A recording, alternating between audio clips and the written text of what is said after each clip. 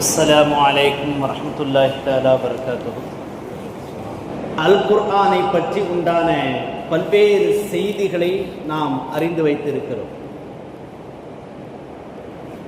அல் குர்ஆனை ஓதுவதின் மூலமாக, அல் குர்ஆனை மனனம் செய்வதன் மூலமாக, அல் குர்ஆனுடைய பொருள்களை விளங்குவதன் மூலமாக, அல் குர்ஆனில் கூறப்பட்டிருக்கக்கூடிய சட்டதிட்டங்களை செயல்படுத்துவதன் மூலமாக, அல் குர்ஆனில் கூறப்பட்டிருக்கக்கூடிய அறவுரைகளை போதனைகளை செயல்படுத்துவதன் மூலமாக, அல் குர்ஆனில் கூறப்பட்டிருக்கக்கூடிய எச்சரிக்கைகள் குறித்து நாம் கவனமாக இருக்க வேண்டும் என்பதன் மூலமாக பல்வேறு செய்திகளை நாம் தெரிந்து வைத்திருக்கிறோம்.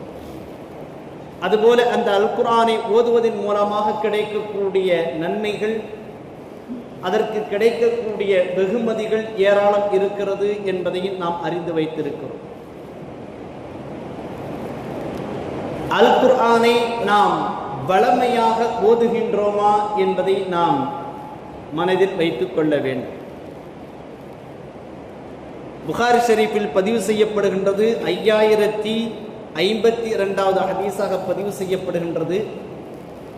அப்துல்லாஹ் இப்னு அம்ர் ரலியல்லாஹு தஆலா அன்ஹு அவர்கள் அறிவிக்கிறார்கள், என்னுடைய அத்தா அம்ர் ரலியல்லாஹு தஆலா அன்ஹு அவர்கள் என்னுடைய மனைவியினிடத்தில் சில செய்திகளை பேசிக்கொண்டார்கள். அவர்கள் பேசிக்கொண்டதிலிருந்து எனக்கு ஒரு செய்தி புலப்பட்டது. அதாவது மருமகளும் மாமனாரும் ஒரு செய்தியை பேசிக்கொள்கிறார்கள். புகாரி ஷரீஃபில் பதிவு செய்யப்படுகின்றது. அப்துல்லா ரலியல்லாஹு தஆலா அன்ஹு அவர்கள் தன்னுடைய மனைவியினிடத்தில் இல்லற வாழ்க்கையில் அதிகமாக ஈடுபடுவது இல்லை என்கின்ற செய்தியை அம்ர் ரலியல்லாஹு தஆலா அன்ஹு அவர்கள் அறிந்து கொண்டார்கள். அறிந்து கொண்டு அல்லாஹ்வின் தூதர் ஸல்லல்லாஹு அலைஹி வஸல்லம் அவர்களிடத்தில் முறையிட்டார்கள், என்னுடைய மகன் எங்களுடைய மருமகளிடத்தில் நல்ல முறையில் இல்லற வாழ்க்கையில் சுமூகமான முறையில் நடந்து கொள்வதில்லை என்று குறைபட்டு கொண்டார்கள். அல்லாஹ்வின் தூதர் ஸல்லல்லாஹு அலைஹி வஸல்லம் அவர்கள் சொன்னார்கள், அப்படியா விஷயம், உங்க பையனை என்னை பார்க்க சொல்லுங்க என்று அல்லாஹ்வின் தூதர் ஸல்லல்லாஹு அலைஹி வஸல்லம் அவர்கள் கூறிவிட்டார்கள். அப்துல்லாஹ் இப்னு அம்ர் ரலியல்லாஹு தஆலா அன்ஹு அவர்கள் சொல்கிறார்கள், நான் அல்லாஹ்வின் தூதர் ஸல்லல்லாஹு அலைஹி வஸல்லம் அவர்களை சென்று சந்தித்தேன். அல்லாஹ்வின் தூதர் ஸல்லல்லாஹு அலைஹி வஸல்லம் அவர்கள் அதனை மனதில் வைத்துக்கொண்டு என்னிடத்தில் கேள்வி கேட்கிறார்கள், நீங்கள் வீட்டில் என்னதான் செய்கிறீர்கள் என்று கேட்டார்கள். நான் சொன்னேன், அல்லாஹ்வின் தூதர் ஸல்லல்லாஹு அலைஹி வஸல்லம் அவர்களே, பகல் முழுவதும் நான் நோன்பு நோக்கிறேன், இரவு முழுவதும் குர்ஆனை ஓதுகின்றேன், தினமும் குர்ஆனை ஒரு முழு குர்ஆனையும் நான் ஓதி முடிக்கிறேன் என்று அல்லாஹ்வின் தூதர் ஸல்லல்லாஹு அலைஹி வஸல்லம் அவர்களிடத்தில் நான் சொன்னேன் என்று அப்துல்லாஹ் இப்னு அம்ர் ரலியல்லாஹு தஆலா அன்ஹு அவர்கள் சொன்னார்கள். யோசித்து பார்க்க வேண்டிய ஒரு விஷயம். சராசரியாக ஒரு ஜுஸுவை என்னை போன்ற ஹாஃபிஸ்கள் ஓதுவதற்கு எடுத்துக்கொள்ளக்கூடிய நேரம் 15 to 20 நிமிடங்கள். ஒரு மணி நேரத்திற்கு சுமார் 3 ஜுஸை என்னால் ஓத முடியும். 3 to 4 ஜுஸுக்களை ஓத முடியும். இப்படியே நான் எந்த விதமான உணவு, என்னுடைய சுய தேவைகள் எதிலும் ஈடுபடாமல் நான் தொடர்ந்து ஓதிக்கொண்டே இருந்தேன் என்றால் 10 to 12 மணி நேரம் வரைக்கும் ஒரு குர்ஆனை என்னால் ஓதி முடிக்க முடியும். ஆனால் நான் சாப்பிட முடியாது, தண்ணி கூட குடிக்க முடியாது. முதலில் இருக்கக்கூடிய வேகம் எனக்கு போக போக இருக்காது, ஓய்வு எல்லாமுமாக இருக்கும். அப்படியே முதலில் இருக்கக்கூடிய அந்த வேகம் இருந்தது என்றால் 10 மணி நேரத்தில் ஒரு குர்ஆனை முடிக்க முடியும். ஆனால் இங்கு அப்துல்லாஹ் இப்னு அம்ர் ரலியல்லாஹு தஆலா அன்ஹு அவர்கள் இரவுக்குள்ளாக ஒரு குர்ஆனை முடித்து விடுகிறார்கள். இதையே தினமும் வளமையாக வைத்திருக்கிறார்கள் என்றால் வேறு எந்த செயலிலும் அவர்களால் ஈடுபட முடியாது என்பதை அவர்கள் சுட்டிக்காட்டி சொல்கிறார்கள். அல்லாஹ்வின் தூதர் ஸல்லல்லாஹு அலைஹி வஸல்லம் சொன்னார்கள், பார்த்துவிட்டு சொன்னார்கள், நீங்கள் ஒரு குர்ஆனை மாதம் ஒரு முறை ஒரு குர்ஆனை முழுமையாக ஆக்கிவிடுங்கள். மாதத்திற்கு 3 நோன்புகளை நீங்கள் வைத்துக் கொள்ளுங்கள் என்றார்கள் அல்லாஹ்வின் தூதர் ஸல்லல்லாஹு அலைஹி வஸல்லம். அப்துல்லாஹ் இப்னு அம்ர் ரலியல்லாஹு தஆலா அன்ஹு அவர்கள் கூறுகிறார்கள், அல்லாஹ்வின் தூதர் ஸல்லல்லாஹு அலைஹி வஸல்லம் அவர்களே, என்னால் இதைவிடவும் அதிகமாக கூடுதலாக என்னால் நோன்பு நோக்க முடியும், குர்ஆன் ஓத முடியும் என்று சொன்னார்கள். அப்படி என்றால் நீங்கள் வாரத்திற்கு 2 நோன்பை வைத்துக் கொள்ளுங்கள் என்றார்கள். இன்னும் என்னால் அதிகமாக நோன்பு நோக்க முடியும் என்று கேட்ட பிறகு அல்லாஹ்வின் தூதர் ஸல்லல்லாஹு அலைஹி வஸல்லம் அவர்கள் சொன்னார்கள், இறை தூதர் தாவூத் அலைஹிஸ்ஸலாத்து வஸ்ஸலாம் அவர்கள் நோன்பு நோற்றது போன்று ஒரு நாள் நோன்பு நோற்றுக் கொள்ளுங்கள், மறுநாள் நோன்பை விட்டு விடுங்கள் என்று அல்லாஹ்வின் தூதர் ஸல்லல்லாஹு அலைஹி வஸல்லம் சொல்லிவிட்டு வாரத்தில் ஒரு முறை குர்ஆனை ஓதி முடிக்குமாறு எனக்கு அறிவுரை செய்தார்கள் அல்லாஹ்வின் தூதர் ஸல்லல்லாஹு அலைஹி வஸல்லம். இந்த ஹதீஸ் புகாரி ஷரீஃபில் பதிவு செய்யப்படுகின்றது. 5052வது ஹதீஸாக ஆதாரபூர்வமான முறையில் பதிவு செய்யப்படுகின்றது. இந்த ஹதீஸை அடிப்படையாக வைத்துக் கொண்டு நமக்கு மார்க்க அறிஞர்கள், குர்ஆன் கலை வல்லுநர்கள் நமக்கு அல் குர்ஆனை தரம் பிரித்து கொடுத்திருக்கிறார்கள். வாரம் ஒரு முறை ஓதி முடிப்பது போன்று மன்சில் என்று சொல்லக்கூடிய ஒரு 4.5 ஜுஸூக்கள் அல்லது ஒரு 5 ஜுஸூக்கள் அளவிற்கு நமக்கு ஒரு மன்சில் என்கின்ற ஒரு அடையாளத்தை கொடுத்திருக்கிறார்கள். மாதம் ஒரு முறை முடிப்பதற்கு தகுந்தவாறு ஒவ்வொரு ஜுஸுவாக 30 ஜுஸூக்களை நமக்கு பிரித்து கொடுத்திருக்கிறார்கள். அந்த வகையில் நாம் குர்ஆனை ஓதிக்கொள்ள வேண்டும் என்று அல்லாஹ்வின் தூதர் ஸல்லல்லாஹு அலைஹி வஸல்லம் அவர்கள் நமக்கு மிக அழகான முறையில் நமக்கு சுட்டி காட்டுகிறார்கள்.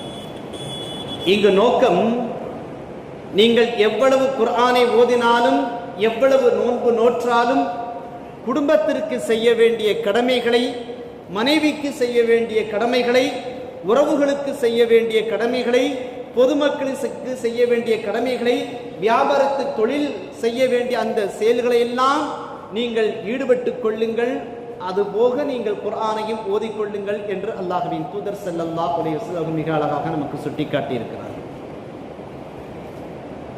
நண்பர் ஒருவர் என்னிடத்தில் ஒரு கேள்வி எழுப்பியிருந்தார். 2 கேள்விகளை எழுப்பியிருந்தார். எனக்கும் அது சற்று ஆச்சரியமாக இருந்தது. குர்ஆனை ஓதி முடித்துவிட்டு சிலர் ஹத்முல் குர்ஆன் என்று சொல்லக்கூடிய ஒரு துஆவை ஓதுகிறார்கள். இதற்கு நமக்கு ஏதேனும் இஸ்லாத்தில் நமக்கு வழிகாட்டுதல்கள் இருக்கிறதா என்கின்ற ஒரு கேள்வியையும் ஒருவர் முன்வைத்தார். அதுபோல நானும் சில பெண்கள் மிகுதமாக ஓதுகின்ற பொழுது அவர்களிடத்தில் நான் கேள்விப்பட்டிருக்கிறேன். அவர்களுடைய பழக்கம் என்னவென்றால், குர்ஆனை அல் ஃபாத்திஹா அல் பக்ராவிலிருந்து ஓதிக்கொண்டே வருவார்கள். ஓதிக்கொண்டே வந்துவிட்டு வல்லைலி வரைக்கும் நிறுத்தி விடுவார்கள். நிறுத்திவிட்டு அவர்கள் தக்பீர் கூறுகிறார்கள். தக்பீர் கூறிவிட்டு வல்லுஹா சூராவை தொடங்குகிறார்கள். சூராவை முடித்துவிட்டு தக்பீர் கூறுகிறார்கள். அடுத்ததாக அலம் நஷ்ரஹ் என்ற சூராவை ஓதுகிறார்கள், தக்பீர் ஓதுகிறார்கள். இப்படியாக சூரத்து நாஸ் கடைசி சூரா வரைக்குமே ஒவ்வொரு சூறாக்கு இடையிலும் அவர்கள் தக்பீரை ஓதிக்கொண்டே இருக்கிறார்கள். இதற்கு ஏதேனும் வழிகாட்டுதல்கள் இருக்கிறதா என்று நம்மிடத்தில் ஒருவர் கேள்வி எழுப்பியிருந்தார். ஆச்சரியமான விஷயமும் கூட, அல் குர்ஆனை ஓதுவது ஒன்று, அதனை எவ்வளவு பயபக்தியோடு, தாத்பரியத்தோடு, உள்ளார்ந்த அனுபவத்தோடு ஓத வேண்டும் என்பதையும் அல்லாஹ்வின் தூதர் ஸல்லல்லாஹு அலைஹி வஸல்லம் அவர்கள் நமக்கு ஏராளமான வழிகாட்டுதல்களை நமக்கு காட்டி தந்திருக்கிறார்கள். முஸ்ததரக் ஹாக்கிம் என்கின்ற ஹதீஸ் கிரந்தம், அந்த ஹதீஸ் கிரந்தத்தில் சஹீஹான முறையில் பதிவு செய்யப்படக்கூடிய ஒரு செய்தி 5325வது ஹதீஸாக பதிவு செய்யப்படுகின்றது. இக்ரிமா இப்னு சுலைமான் ரஹ்மத்துல்லாஹி அலைஹி அவர்கள் அறிவிக்கிறார்கள், நான் இஸ்மாயில் இப்னு அப்துல்லா ரஹ்மத்துல்லாஹி அலைஹி அவர்களிடத்தில் அல் குர்ஆனை ஓதி காட்டினேன். ஓதி காட்டிக்கொண்டே இருந்தேன். ஓதி காட்டிக்கொண்டே வருகின்ற பொழுது, வல்லுஹா சூரா வருகின்ற பொழுது அவர்கள் எனக்கு சொன்னார்கள், கப்பிர் கப்பிர் இந்த ஹாத்திமத்தி குல்லி சூரத்தின் ஹத்தா தஹ்தீம், நீங்கள் இதற்கு அடுத்த சூறாவிலிருந்து நீங்கள் தக்பீர் ஓதிக்கொள்ளுங்கள். இவ்வாறே குர்ஆனை முடிகின்ற வரைக்கும், கடைசி சூறா வரைக்கும் நீங்கள் தக்பீர் ஓதிக்கொள்ளுங்கள் என்று எனக்கு இஸ்மாயில் இப்னு அப்துல்லா ரஹ்மத்துல்லாஹி அலைஹி அவர்கள் கூறினார்கள்.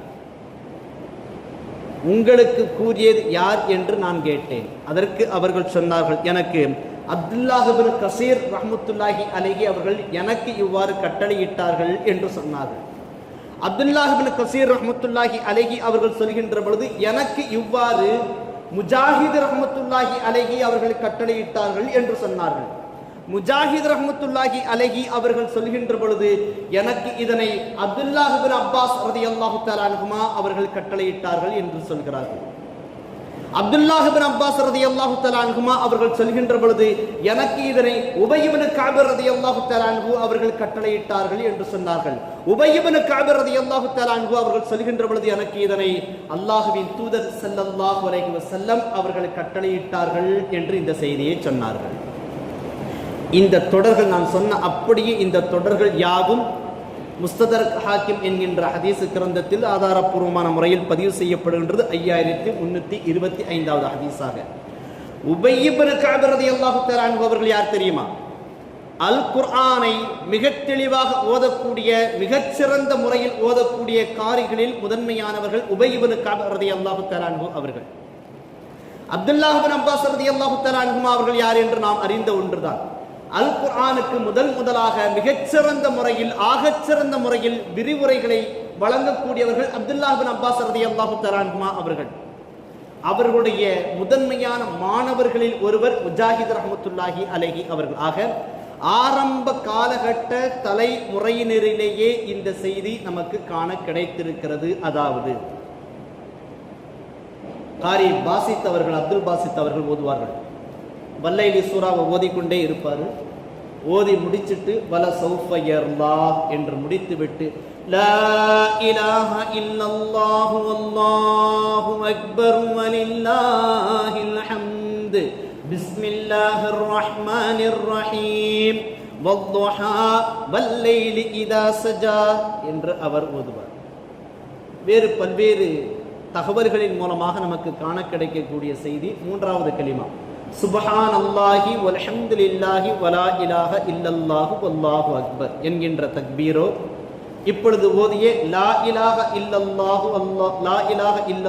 அல்லாஹு அக்பர் வலில்லாஹில் ஹம்து என்கின்ற தக்பீரோ, அல்லது அல்லாஹு அக்பர் லா இலாஹ இல்லல்லாஹு அல்லாஹு அக்பர் வலில்லாஹில் ஹம்து. வல்லைலி சூரா முடிஞ்ச உடனே இந்த தக்பீரை ஓதணும். அடுத்து வல்லுஹா சூரா ஓதணும். வல்லுஹா சூரா முடிச்ச உடனே இந்த தக்பீரை ஓதணும். அடுத்து அலம் நஷ்ரஹ் லக.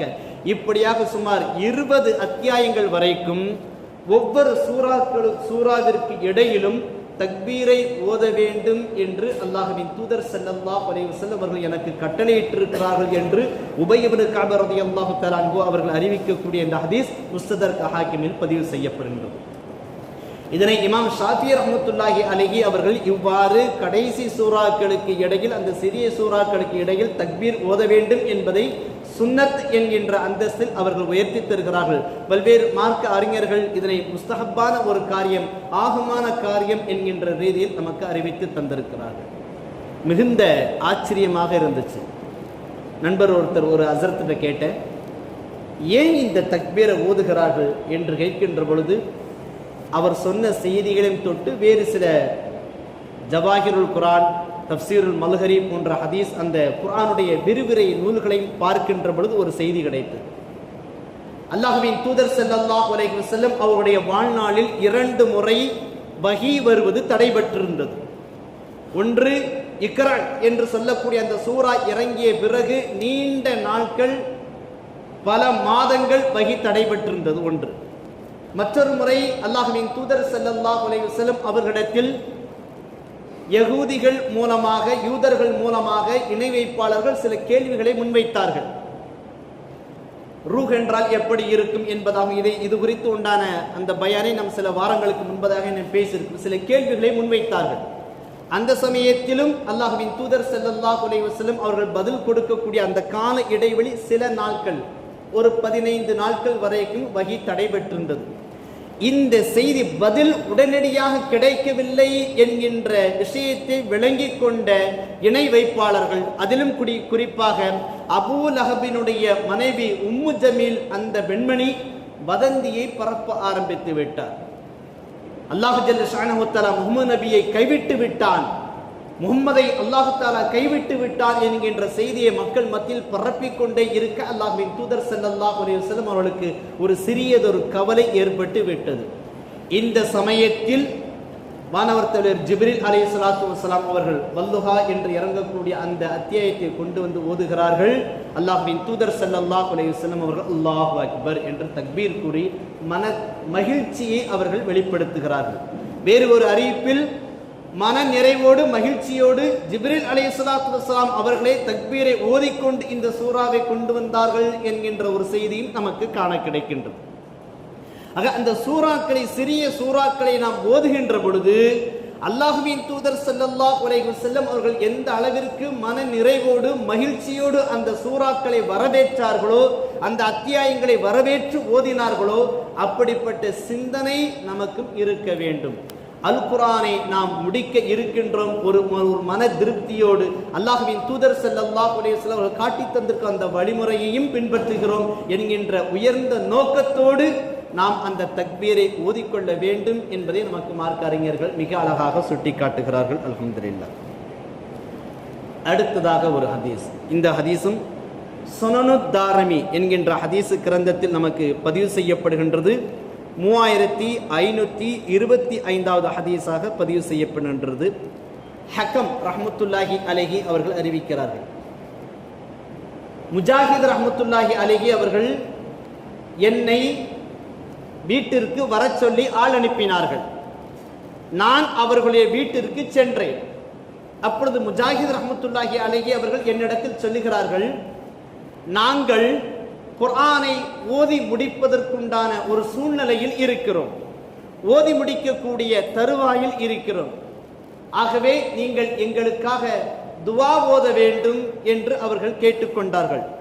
ஏனெனில் முஜாஹித் ரஹ்மத்துல்லாஹி அலைஹி அவர்கள் சொல்லுகிறார்கள், வ இன்னஹு பலகனா அன்ன துஆ யுஸ்தஜாபு இன்த ഖതமில் குர்ஆன்.